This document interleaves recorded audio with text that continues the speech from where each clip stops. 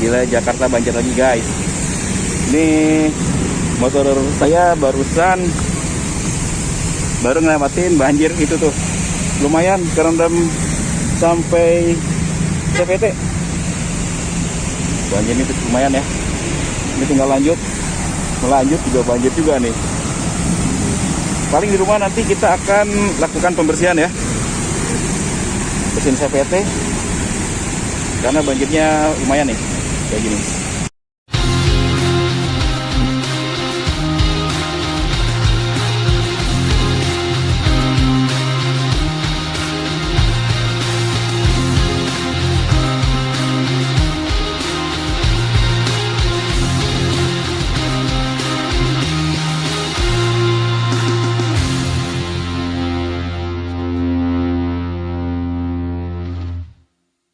Halo guys, jumpa lagi dengan saya Face Virus.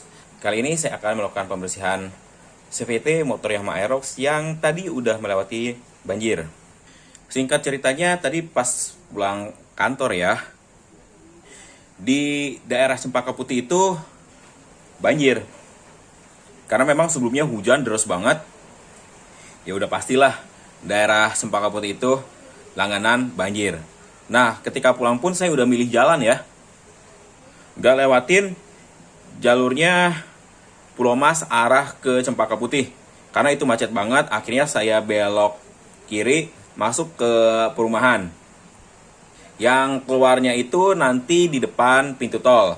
Asumsi saya, daerah situ nggak kena banjir karena memang saya liatin aman tuh awalnya. Tapi ketika lewatin jembatan, ternyata dia udah ada genangan air ya. Tadinya saya ragu untuk lewatin genangan tersebut, tapi karena di situ ada dari pemadam kebakaran bilang lewat tengah aja, aman, nggak terlalu dalam. Akhirnya saya ikutin lah saran dari dia. Saya ngikutin lewat tengah, oke. Beberapa meter awal nggak masalah ya, banjirnya nggak terlalu dalam. Tapi lama kelamaan semakin ke tengah, ternyata semakin dalam dan akhirnya si CVT motor saya dia kerendam. Karena sepatu saya pun udah kerendam banget. Jadi banjirnya sekitar masuk ke sini nih. Masih di bawah box filter. Makanya saya lanjutin aja motor untuk ngelewatin banjir tersebut. Walaupun udah kerasa ada slip di bagian CVT. Sehingga saya gas dimainin biar nggak terlalu slip pada saat motor ngelewatin genangan tersebut. Wah, hasil motor nggak langsung saya lanjut jalan ya. Saya diemin dulu motor, dimiringin, biar sisa-sisa air yang masuk ke dalam CVT itu keluar dulu. Selain itu, saya ukur dulu. Karena abis keluar jalan situ, masih ada genangan air. Saya ngeliatin motor orang dulu yang lewat. Apakah motor Aerox saya masih bisa lewat apa enggak? Karena takutnya kena zong lagi nih. Kelihatannya sih dangkal ya, tapi kalau di tengahnya dalam kan zong banget. Untuk masalah banjir ini, udah sering banget motor Aerox saya ini ngelewatin ya. Kalau sekiranya banjir masih sebatas CVT, saya masih berani lewatin.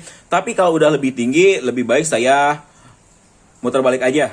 Ketimbang motornya kenapa-kenapa. Seperti tadi, saya langsung lewatin aja. Cuman ya setelah lewatin banjir itu, motor tarikan agak sedikit lebih berat. Buat jadi enaknya lagi cukup lumayan lama. Mungkin karena si fan beltnya itu basah ya. Makanya tarikan agak lumayan ngeden dan jadi agak sedikit lebih berat.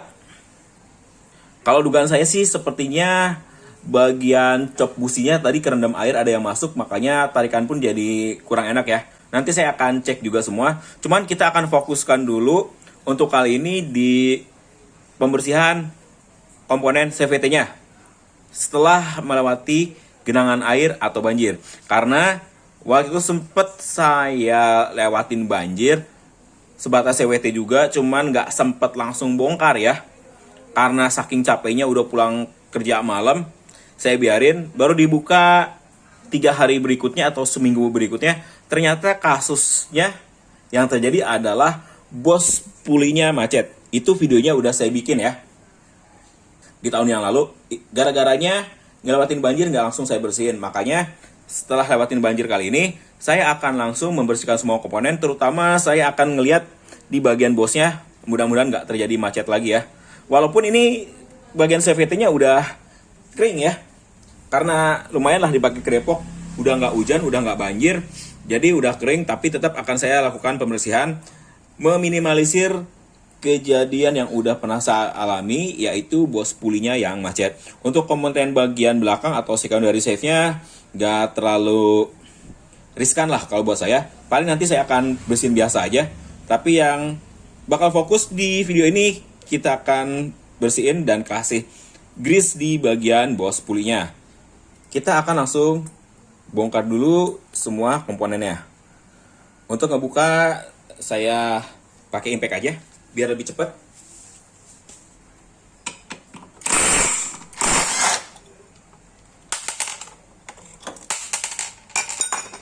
Kita sekalian buka yang secondary save-nya atau bagian kampas gandanya.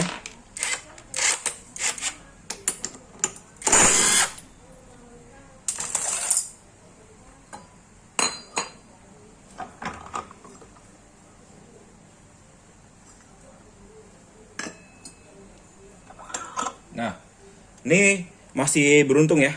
Bagian bosnya masih bisa dilepas.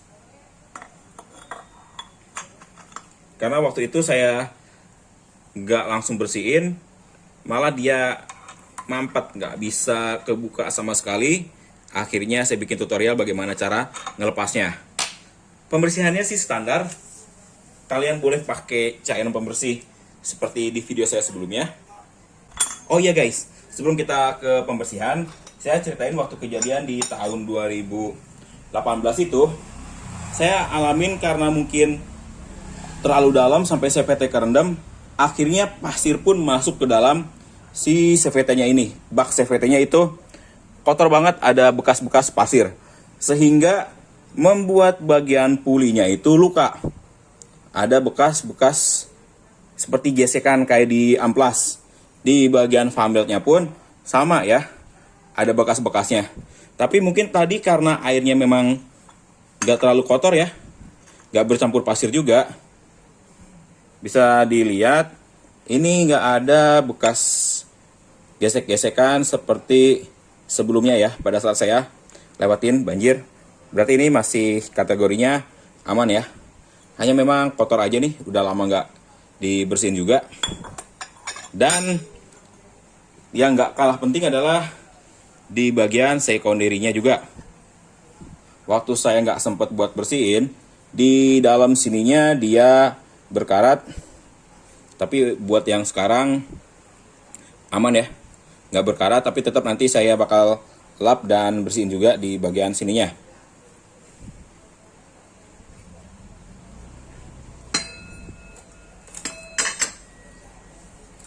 Intinya sih kalau kalian kena banjir, segeralah bongkar CVT-nya, terus bersih-bersih biar nggak karatan dan bos pulinya macet. Untuk bagian lainnya, seperti oli gardan, nanti kita akan cek juga. Ini hanya karena trauma masa lalu aja nih. Pernah macet di bagian ininya, jadi saya akan fokus ke pembersihan bagian bosnya aja.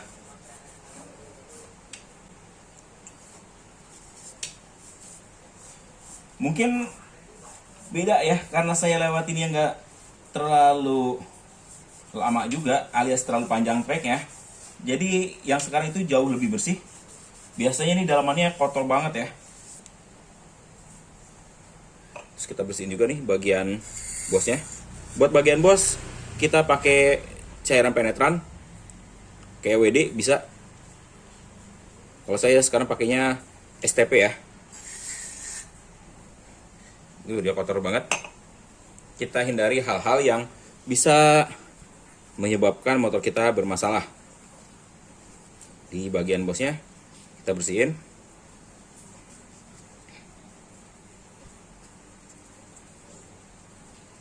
Biar nggak karatan. Karena kalau udah macet, itu bakal susah cara ngatasinnya. kira-kira udah bersih, tinggal kita sisihin. Terus untuk bagian asnya jangan lupa kita kasih sedikit grease ya. Setelah kita lakukan pembersihan tadi, untuk menghindari macet lagi. Jangan lupa di bagian sekunderinya juga kita lakukan pembersihan. Kita semprot, kita bersihin sampai semuanya benar-benar bersih. Dan kita kasih sedikit grease juga ya.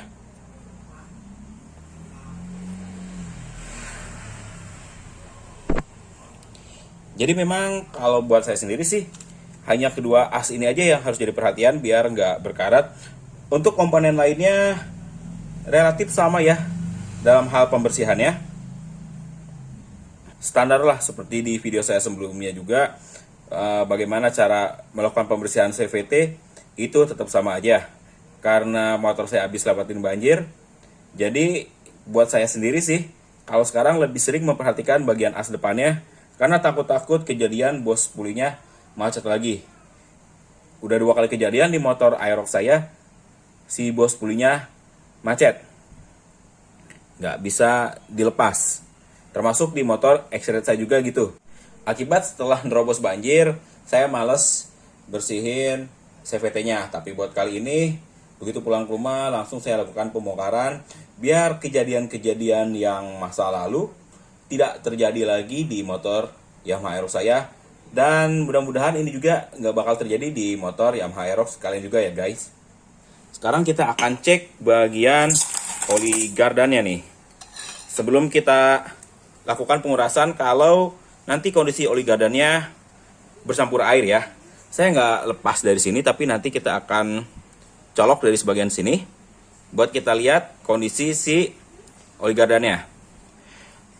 Prosedur ini biasa saya lakukan baik di motor Aerox saya atau X-Red saya pada saat setelah melewati banjir. Kenapa sih air bisa masuk ke dalam gardan atau gearbox? Itu kendalanya ada di sini nih guys. Bagian pipanya. Kalau selang dan pipanya dia kendor, pada saat lewatin banjir, air pasti masuk ke bagian sini. Selama bagian selang dan pipanya ini aman, insya Allah air nggak bakal masuk. Itu yang udah saya alami selama tinggal di Jakarta dan beberapa kali lewati genangan. Pernah kejadian waktu itu memang bagian selang ya di X-Red saya dia sobek, sehingga pada saat lewatin banjir ada air yang masuk dan olinya itu bercampur dengan air, jadinya seperti susu. Jadi lebih ke coklat lah, kayak kopi susu. Kita buka dulu. Tutup gardannya. Biasanya sebelum dibuka, saya ngecek pakai sedotan. Terus saya masukin. Dan saya lihat warnanya. Kalau warnanya udah nggak wajar, agak seperti kesusuan, sebaiknya kita ganti.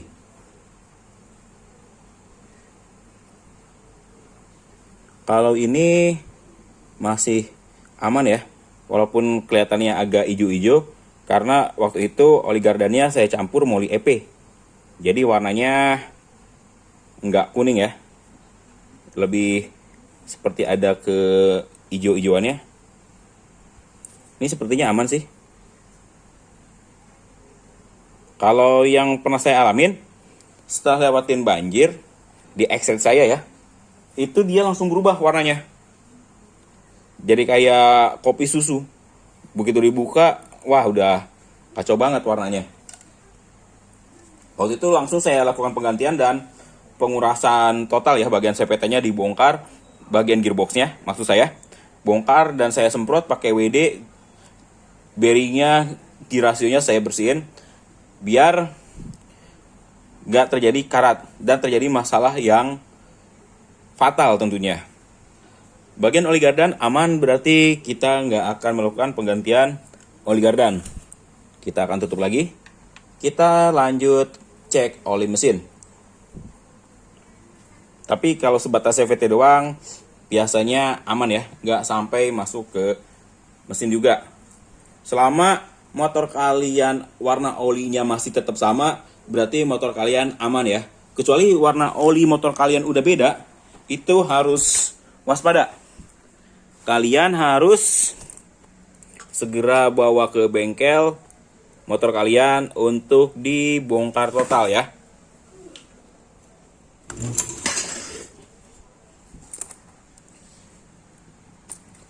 Kita akan lihat bagian oli mesinnya, mudah-mudahan aman ya.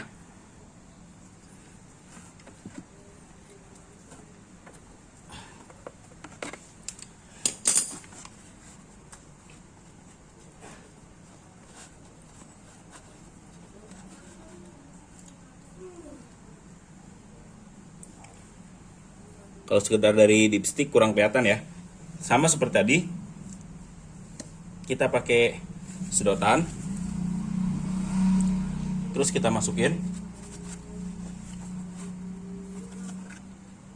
untuk memastikan olinya aman. Sebentar saya pindahin kameranya dulu biar lebih jelas terlihat ya.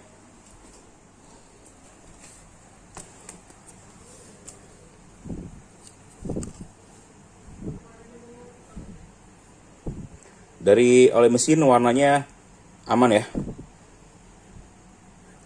Ini udah menghitam nih. Harus segera ganti oli juga. Kalau warnanya udah ada bercak-bercak putih, udah lebih coklat, sebaiknya kalian segera bawa ke bengkel motor kalian. Biar nggak bermasalah ke depannya. Dan yang nggak kalah penting banget adalah kita harus cek bagian air filternya. Seharusnya ini yang kita cek pertama dulu sebelum kita melakukan pembongkaran CVT. Karena di filter inilah yang akan mempengaruhi performa motor kalian. Walaupun banjirnya hanya melewati sebatas CVT, tapi kemungkinan air bisa masuk masih bisa ya. Apalagi pada saat lewatin banjir tersebut ada kendaraan lain yang melaju baik di pinggir kita atau lawan arah kayaknya nggak mungkin ya. Ada di pinggir kita, nanti kan ada gelombang ombak. Nah, biasanya efek seperti itulah yang akan sedikit air bisa nyelusup masuk ke dalam box filter. Tinggal kita cek aja. Oh, ini sih sepertinya wah nggak aman juga guys. Sebenarnya emang nggak ada air, cuman ini motor saya jadi lebih banyak oli keluar nih. Jadi penuh oli, padahal kapasitas oli selalu saya isi sesuai standar ya. Kemarin nggak begini juga olinya, nggak naik ke filter. Kalau sekarang dia naik ke filter nih. Pantes tadi ngeden banget nih tarikan motor. Mungkin karena ngeden terus macet-macetan juga sebelumnya olinya naik. Kalau dari pengalaman yang dulu ya di tahun 2018, sisa air masih ada ngegenang di sini nih. Banyak banget airnya, akhirnya dilapin dan saya bersihin. Air yang ada di dalam filter ini akan pengaruh ke tarikan kita jadi ngeden. Dan bahayanya kalau terlalu banyak air yang masuk sampai ke pipa filternya ini, itu yang akan menyebabkan motor kalian kena water hammer. Kalau masih sedikit-sedikit doang sih, kemungkinan cuma bikin tarikan motor nggak enak. Kalau udah lumayan banyak, itu yang bikin motor bisa water hammer. Jadi gitu ya guys, beberapa langkah yang dicek pada saat motor kita melewati genangan. Sebaiknya sih setelah lewatin genangan motor itu langsung dibongkar ya. Kalau misalnya di situ ada bengkel yang buka bisa langsung dibongkar, tapi biasanya kalau di Jakarta banyak bengkel dadakan pada saat terjadinya banjir. Kalau tadi saya nggak langsung bongkar karena mengingat waktu juga udah sore, terus buat tempat bongkarnya juga susah ya nyari tempatnya karena macetnya luar biasa banget tadi. Akhirnya ya udahlah saya putusin bawa pulang ke rumah aja biar nanti di rumah saya kerjain dan bisa bikin video penjelasannya. Untungnya motor masih bisa dipakai pulang ke rumah ya, walaupun sedikit bermasalah ditarikannya agak kurang enak. Dan ada satu lagi masalah lainnya, rem depan jadi nggak pakem. Entah tadi lewatin banjirnya itu air bercampur apa, tapi rem depan jadi agak ngeblong. Itu nanti saya akan bikin tutorialnya khusus pada saat membersihkan rem depan biar jadi pakem lagi. Oke guys, mungkin segitu dulu ya video kali ini. Kurang dan lebihnya saya mohon maaf. Terima kasih telah menyaksikan video dari saya. Dan sampai jumpa lagi di video saya selanjutnya. Setelah ini saya akan mau rakit lagi semua komponennya. Dan kita cobain besok dipakai kerja. Mudah-mudahan jauh lebih enak dari sebelumnya ya guys.